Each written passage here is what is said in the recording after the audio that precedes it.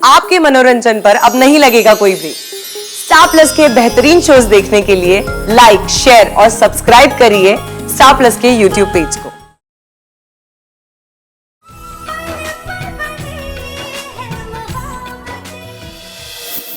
औरत ऐसी है नहीं कि मैं इस पे भरोसा कर सकूं। कैसे मान लो कि ये सही कह रही है?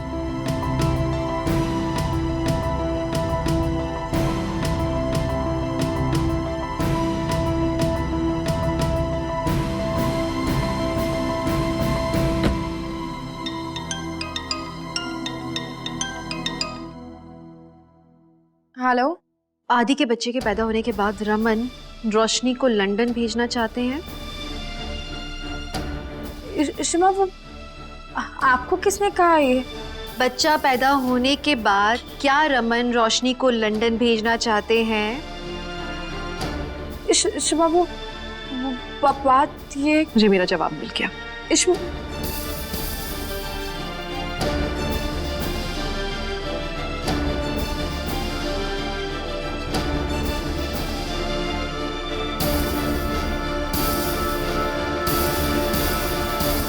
मणि, तुम जिस लॉयर के बारे में बात कर रहे थे, मैं उसे हायर करना चाहती हूँ।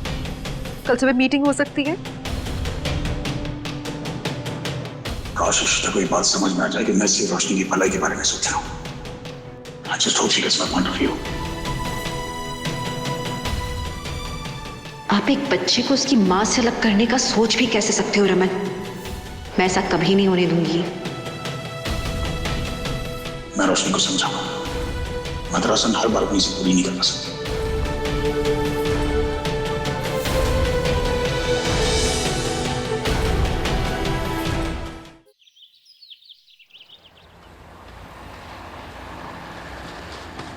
सारे पेपर्स रेडी? जी।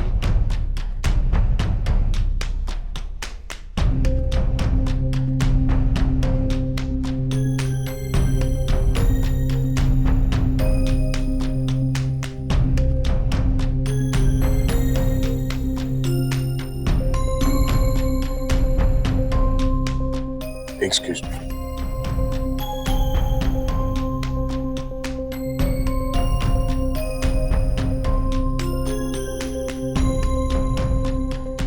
मुझे आपसे कुछ बात करनी है, अकेले में। मैं आती हूँ रोशनी।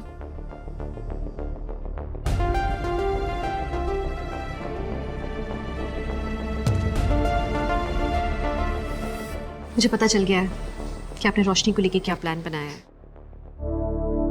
आपके इस प्लान में मैं रोशनी को बलि का बकरा नहीं बनने दूंगी रमन। इसलिए बेहतर है कि आप हम दोनों से दूर रहो और रोशनी से दोबारा बात मत करना। बस यही बताना चाहती थी आपको। इशिता कहाँ है? इशिमा, जी बताइए। इशिता जी, आप अंदर चलिए। रोशनी आराम से।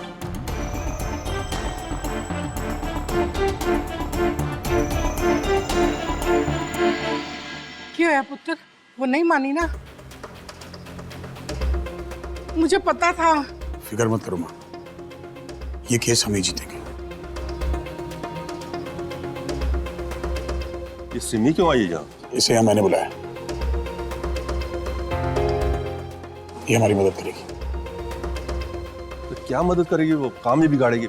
सिमी यहाँ गवाही देने आई है इशिता के खिलाफ हमारे हक में। ऑफ कोर्स भाई, मैं और परम जी हमेशा आपकी मदद करने के लिए तैयार हैं। Thank you.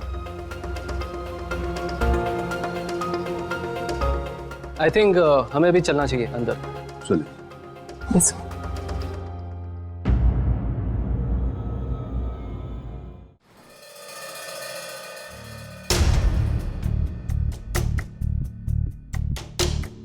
Please sit down.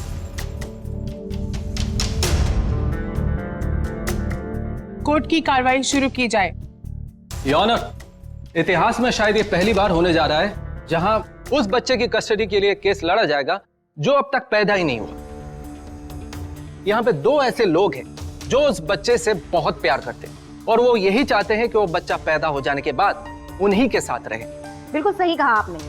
दोनों ही बच्चे की कस्टडी के लिए लड़ रहे हैं, लेकिन मेरी क्लाइंट मिसेस इशिता को सिर्फ बच्चे की ही नहीं बल्कि बच्चे की माँ की भी फिक्र है, लेकिन भल्लाज को सिर्फ बच्चा चाहिए। योर ऑनर, इस बच्चे की कस्टडी मेरे क्लाइंट मिस्टर रमन भल्ला को ही मिलना चाहिए, क्योंकि मिसेस इशिता उस आने वाले बच्चे की रिस्पॉन्सिबिलिटी लेने के लिए बिल्कुल भी केपेबल नहीं है। योर ऑनर, मैं इस कटघरे में मिसेस इशिता को बुलाना चाहूंगा। इजाजत है।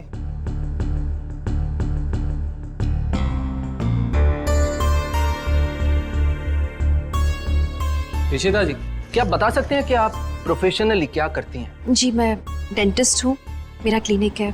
तो ये क्लिनिक जो है आपका, क्या ये आपका खुद का है? I mean like, do you own it?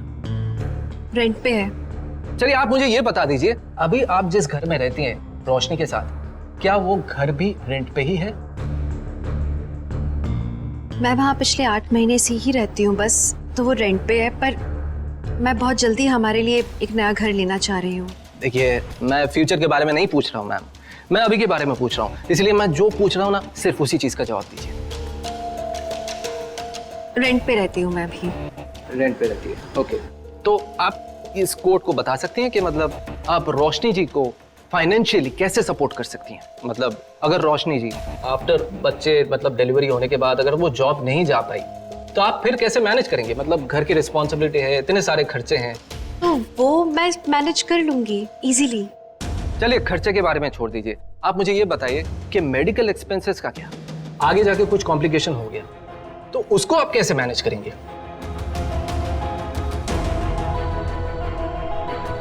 अगर कोई बहुत मुश्किल वाली स्थिति आई तो मैं लोन ले लूंगी।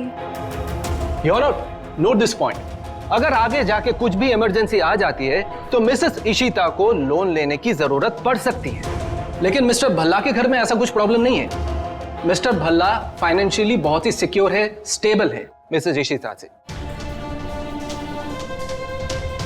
मिस्टर भल्ला की जो फाइनेंशियल कंडीशन है उसके रहते रोशनी के बच्चे को कुछ भी तकलीफ नहीं होगी। बहुत ज्यादा डिफरेंस है इशिता और मिस्टर भल्ला में।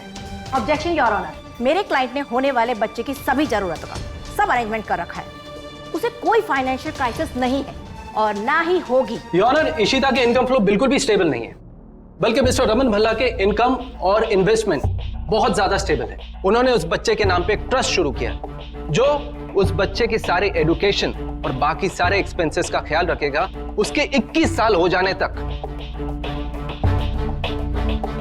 मुझे नहीं लगता कि मिसेस इशिता इतनी सारी रिस्पॉन्सिबिलिटी उठाने के लिए केपेबल है।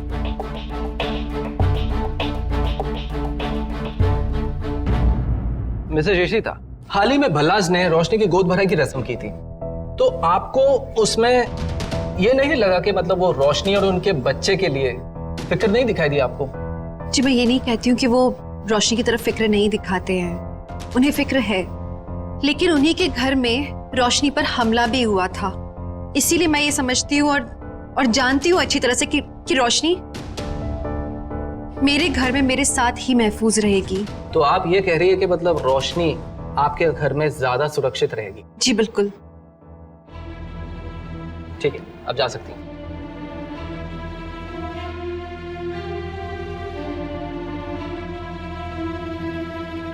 योर ऑनर, मैं अपनी अगली गवाह मिसेस सिमी खुराना को यहां पे बुलाना चाहूंगा। इजाजत है।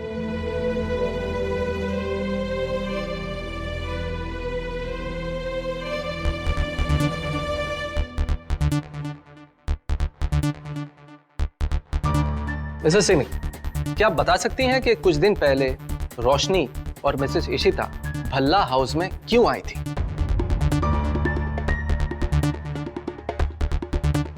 जज साहब, क्योंकि रोशनी को इशिता के घर से किडनैप किया गया था।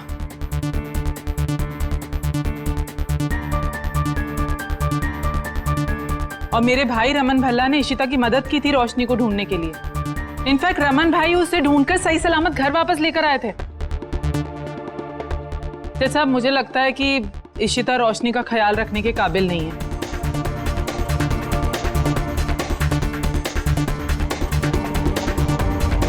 और जज साहब, मुझे लगता है कि रोशनी और उसके बच्चे की लाइफ डेंजर में डाल सकती है इशिता।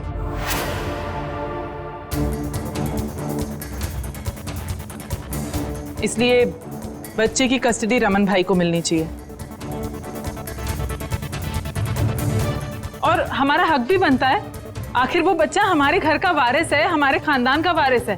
आई थिंक उसे भल्ला हाउस में ही रहना चाहिए। Thank you miss Singh, thank you. जा सकती हैं।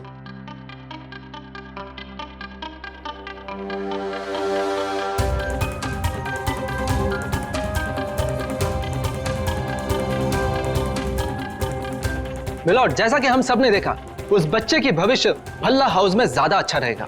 इसीलिए मैं इस कोर्ट से दरख्वास्त करूंगा कि उस बच्चे का कस्टडी मेरे क्लाइंट मिस्टर रमन भल्ला को ही दिया जाए।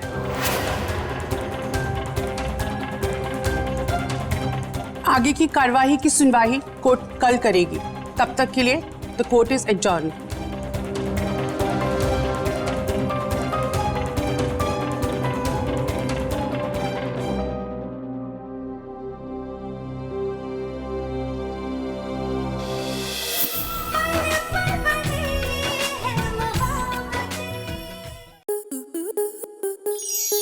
स्टार प्लस के YouTube पेज पर आने के लिए आपका धन्यवाद। अपने फेवरेट शोज देखने के लिए subscribe to Star Plus YouTube page and hit the bell icon.